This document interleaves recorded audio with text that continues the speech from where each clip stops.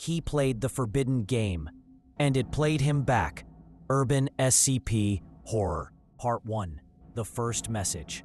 I've always had a thing for fear. Not the kind that comes with roller coasters or cheap jump scares, but the kind that crawls under your skin, sets up shop in your spine, and whispers when you're alone in the dark. That's why I started my channel, Freak Feed Live, a place where I dive into urban legends, abandoned buildings, cursed games, and unexplained footage. My content wasn't for everyone, but for the 300K followers who tuned in every week, it was a ride. Then one night, I got a DM. The profile had no picture, no name, no posts, just the username, @we.c.u.sleep. No hey, no greeting, just a link to a video file and one message: do it, or they won't stop. I'm not new to weirdos on the internet. I almost deleted it without a second thought. But curiosity, like always, chewed through my better judgment. I clicked it. ... The video was low quality, black and white, a bedroom. Not mine, but eerily similar. At first, nothing moved. Then, after about 15 seconds, the closet door creaked open by itself. A tall figure, wrapped in what looked like garbage bags or wet leather, slowly crawled out on all fours. Its face was blurred, but somehow watching me. Then the screen cut to black. For a single frame, too quick to notice unless you slowed it down. There was a message: stream this, midnight, or it comes through your screen. At first, I thought it was a prank. Viral marketing, maybe. But then I checked my camera. It was on, streaming, and I didn't start it. I scrambled to shut it off. No one. But my closet door, it was open, and I know I'd shut it before bed. That was the beginning, the first crack in the wall. And I wish to God I hadn't clicked that link. Part 2. Live stream at midnight. It was 11:54 p.m. My stream had been off for hours, or so I thought. But my viewers kept messaging me. Why did you go live again? This ain't funny, dude. Your camera is still on. I rushed to my setup. OBS was closed. Twitch was inactive. But then my phone buzzed again. It was a screen recording. Me, sitting at my desk, unmoving. Only, I wasn't there. There was another me. Same hoodie, same headphones, except his face was off.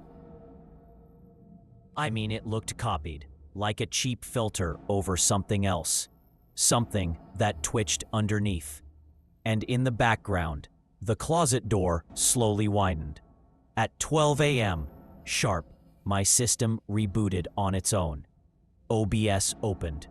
The stream went live, and my webcam turned on. I saw myself staring into the camera, confused. I wasn't even touching my mouse. The chat exploded. He's behind you. Bro, don't move.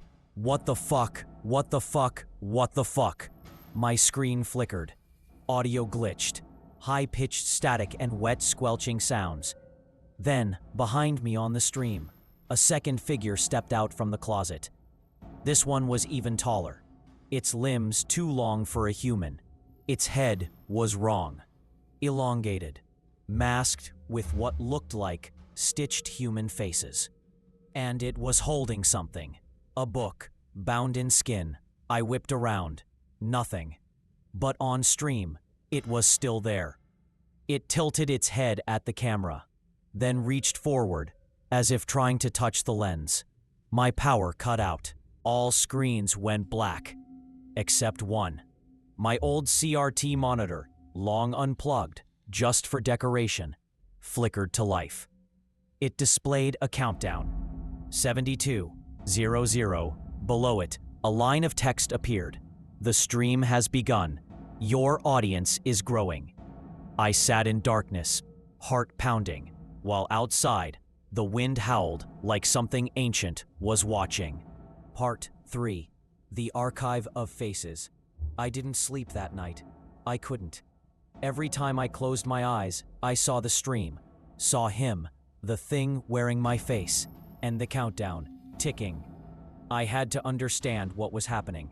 I dug through my stream archives, trying to find the footage. Twitch had wiped the replay. OBS had no auto-record. But someone had already uploaded it. A channel I'd never seen before. The MirrorNet 1 video. 72 hours to ascension. I clicked. It started like any of my normal streams.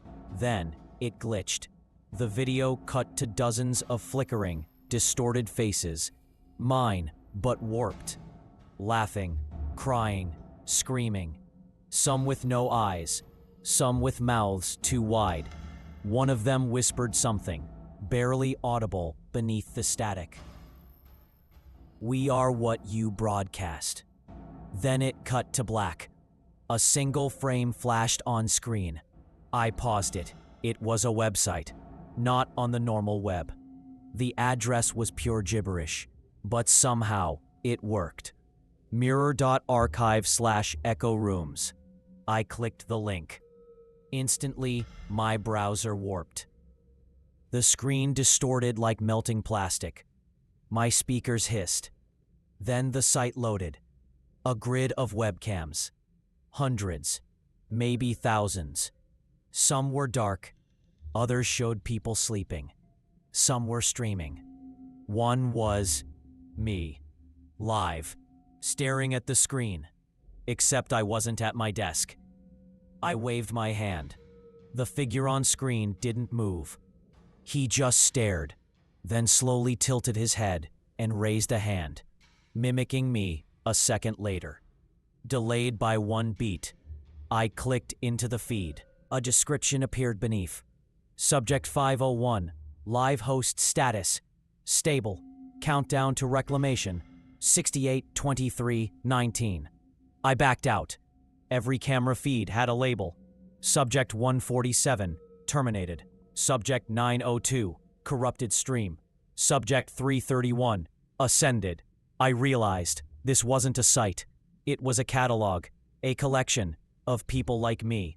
People being watched, people being replaced. And somewhere deep in the archive, I saw a face I recognized. My sister. Part 4. They're already watching. I needed to warn her. I grabbed my phone, dialed her number with shaking hands. Voicemail. "Kayla, pick up, please. Something's watching you. You have to unplug everything. Camera, laptop. Don't go online. Just call me back. Please." No response. I bolted to her apartment. Rain hammered the windshield. Thunder rolled like some ancient beast growling from the clouds. My GPS glitched the whole way there, rerouting through dead streets. Frozen on the screen. When I finally pulled up, her lights were on, but the front door was open. "Kayla," I shouted. Inside, everything was still. Her laptop sat on the kitchen counter, lid wide open, camera blinking. On screen was a live stream. Not through Twitch, not through any platform I recognized. Just raw feed. Of her, sitting on the floor. But she wasn't moving. I stepped further inside. That's when I saw her. Slumped in the corner, eyes wide open, mouth contorted in a silent scream. She looked hollow, as if whatever made her her had been yanked out and stuffed into pixels. On the screen, she moved, turned toward me, even though her body hadn't. The stream Kayla smiled like a puppet pulled by invisible strings. Then her voice, synthetic, crackling, whispered through the laptop speakers. "You brought it. It followed you here." I staggered back. A crackling noise came from the walls. A low static hum that grew louder. The TV powered on by itself. The phone lit up. Every screen in the apartment blinked to life, all showing me, not me now, but the me from earlier, on stream, the one who wasn't me. The countdown ticked on. You are already broadcasting, her voice said again, warping deeper. There is no off, only replacement. I turned. Her real body was gone. Only the stream remained. Part 5. Reclamation. I ran. Down rain-slicked alleys, heart thudding like a war drum. But everywhere I turned, screens, billboards, taxi ads, phone booths, they all lit up with the same image. Me. Not me, the stream me. Eyes too wide, smile a little too stiff, always watching, always streaming. I smashed my phone. Didn't matter. At a gas station, I caught my reflection in the window.